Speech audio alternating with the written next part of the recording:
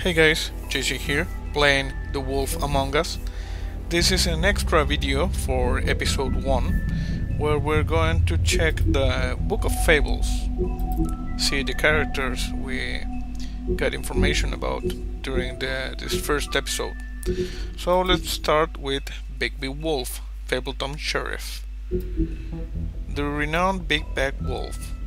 He's known for tormenting pigs and girls in red hoods, but is trying to put those dark days behind him. Bigby now acts as Fabletown's sheriff and remains in his human form mostly, which is this one. However, due to his rough past, the citizens of Fabletown are slow to trust him. Yeah, he was the big bad wolf. Bigby is determined to show that he's truly changed, but some instincts are just too hard to control. Snow White, assistant to the deputy mayor.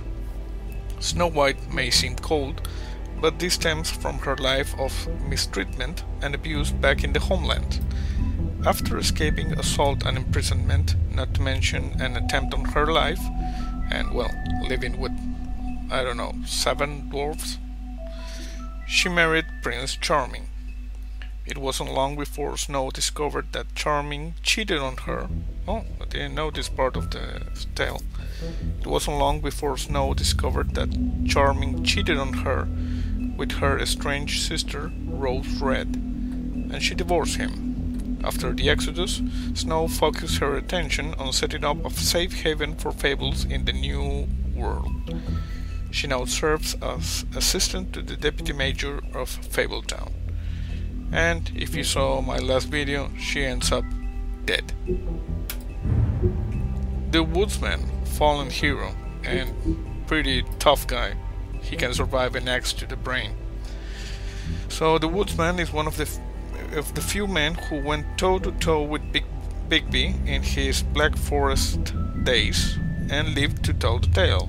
In an attempt to save Little Red Riding Hood, he split the great wolf's belly open with his axe, filled him full of rocks, and threw the beast into a river.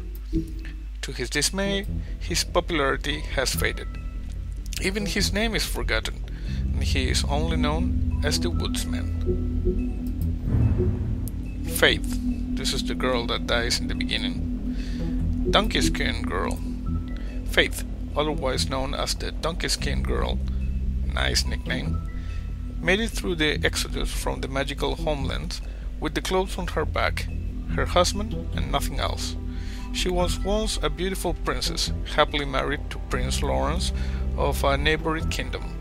Her life should have had a happy ending, but the mundane city of New York wasn't kind to her or her marriage. With no money, Faith found herself turning tricks to make the rent for a cheap apartment on the outskirts of Fabletown. She had a difficult life, but she did what she could to survive in an unfamiliar world. Well, she ended up dead. Beauty, caring wife, from Beauty and the Beast. Beauty and her husband Beast once lived in an enchanted castle, but they were forced to flee the homelands in the Exodus, leaving all of their wealth behind. Now they live in a modest studio in Fabletown, New York. Though times are hard, with Beast working multiple jobs to pay the bills, the couple have the longest lasting relationship of all the fables. And this is Beast, concerned husband. Beast and his wife Beauty left everything behind when they escaped the homelands in the Exodus. Without his former wealth, Beast must pick up extra work to make ends meet. He is able to get around Fabletown without a glamour most of the time, but if Beauty gets too angry with him, he becomes more beastly by the minute, growing horns and large teeth. Despite the occasional bickering, the two are truly in love and have the longest lasting relationship of anyone in Fabletown. Yep. Mr. Toad, Slumlord. Mr. Toad is the superintendent for a defunct tenement on the edge of Fabletown border. Because he's a 3.5-foot talking amphibian. Yeah, well, Toad is required by Fabletown law to keep his family and himself magically glamoured to appear human. The problem is Toad isn't too concerned with what the law is and has to be reminded often. Colin, Couchsurfer, the pig. Colin is better known as one of the three little pigs. Back in the homelands, they were harassed by the big bad wolf, who blew down Colin's house of straw. After the exodus, Colin and the other Fables who couldn't pass for human were sent to live at the farm in upstate New York. Unable to stand such a boring life, Colin constantly makes trips down to Fabletown to bother Bigby. He is always caught and sent back to the farm, but he doesn't let that stop him. Ichabod Crane, Deputy Major of Fabletown.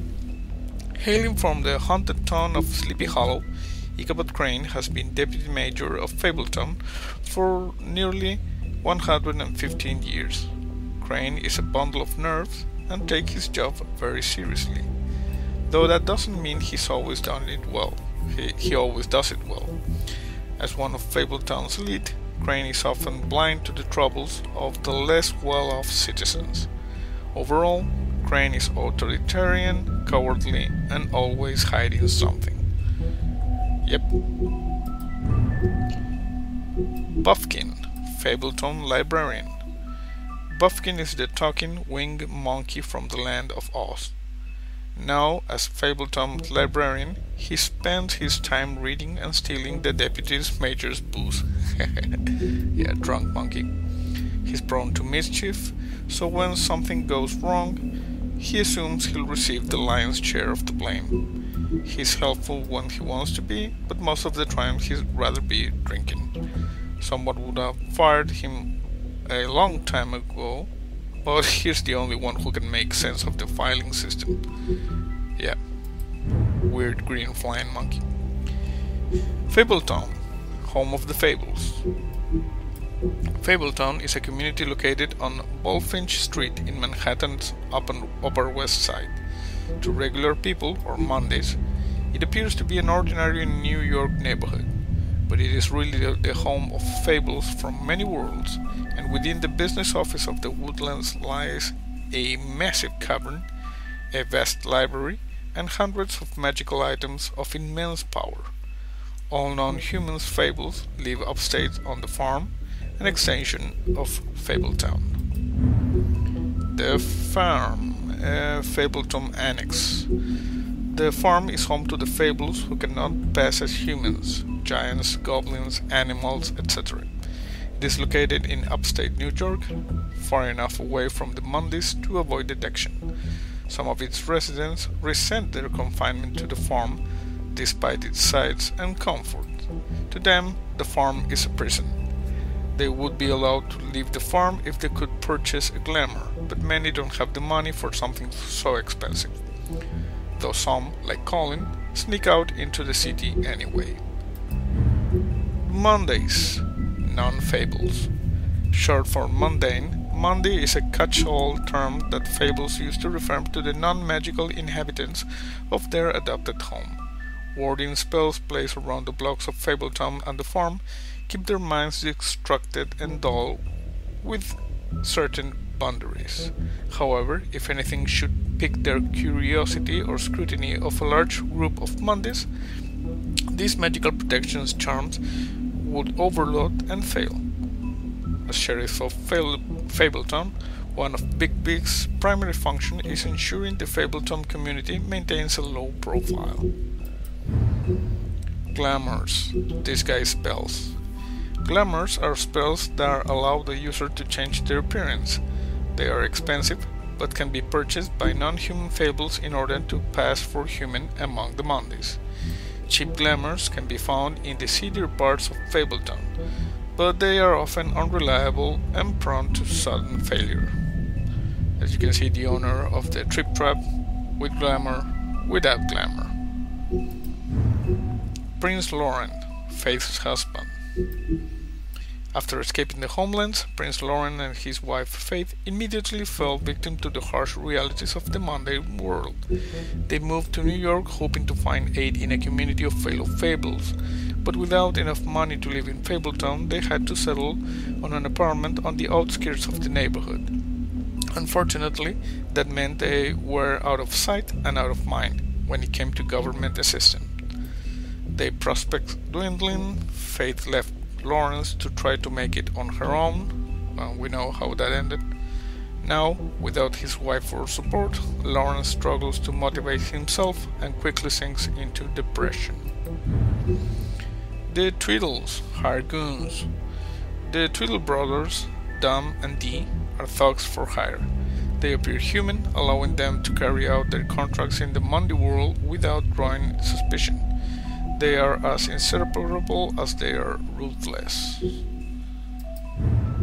Holly, Trip Trap owner. Holly is a no-nonsense kind of troll and the owner of the Trip Trap bar. She's glamored to appear human, but her patrons know better. Holly takes good care of her regulars, often the downtrodden fables with little to spare, but she has no patience for the Fabletown government that has done nothing to locate her missing sister. Well, let's hope her sister is better looking than her. Grendel, drifter. Grendel just wants to be left alone. In the old days he terrorized Norse meat halls, but lately he can be found occupying a stool in various quiet, dumpy bars around New York. He hates the noise of the city, but must work there to afford his glamour. Despite his gruff bearing, he is fiercely loyal to those who learn to offer him the space and silence he desires. Talking to him is like watching a time bomb tick down. It's only a matter of time. Bluebeard, wealthy scoundrel. Bluebeard managed to escape the homelands with his riches intact and continues to be one of the wealthiest fables in New York. The Fabletown government depends on his generous contributions, and he often uses his influence for his own benefit. As a former serial killer, he claims his days of decapitating his brides are over. But even if he was able to live his violent ways in the homelands, that hasn't stopped him from making the occasional trip down Crooked Lane. So he decapitates his brides. Interesting. Bigby's mercy. In the days leading up to the Exodus, the big bad wolf hunted armies of men and goblins in the Black Forest. These invading forces had driven off the great beast's preferred quarry, and their own flesh was rotten with corruption, hardly a suitable replacement. He made it his game to destroy their camps, devour their night watchmen, and disrupt their supply trains while sparing their prisoners. One day he broke their ranks and discovered a particular woman they held captive. Her skin was white as snow, but her hair was as dark as the night sky. He approached her, and she, knowing no sword could match the giant wolf's power, bravely placed her shackles in the beast's mouth. He freed her, but years would pass before the two met again in the Monday world. So that's how he met, Snow White. And, well, she ended up dead. Bigby's vengeance. Long ago in the homelands, the North Wind fell in love with a blazing wife she-wolf. Taking canine form, he courted her and stayed by her side for 2 seasons. However, the wind by nature must change direction, and North's temperament carried him back to his wintry castle. The she-wolf was heartbroken, and soon after her lover fled, she gave birth to a litter of cubs, including the one that would become the big bad wolf of legend. Oh, so his father is the Northern Wind. Interesting. Watching his mother die of sadness and unrequited love, young Bigby Wolf swore vengeance against the capricious North Wind. 7 times the beast journeyed to the great castle, but was no match for the elemental might of his father. Having failed to taste vengeance, he swore to think no more of his dead mother or loathsome father. Buried hatred, however, is seldom forgotten. Okay, so those are all the characters in the first episode of Fables, and we know a little bit more about their past now. And as the rest of the episodes come out, we'll be adding them to this collection. Okay guys, I think I'm going to leave this video here. I hope you enjoyed it. See you next time. Destruction and creation are the same thing after all.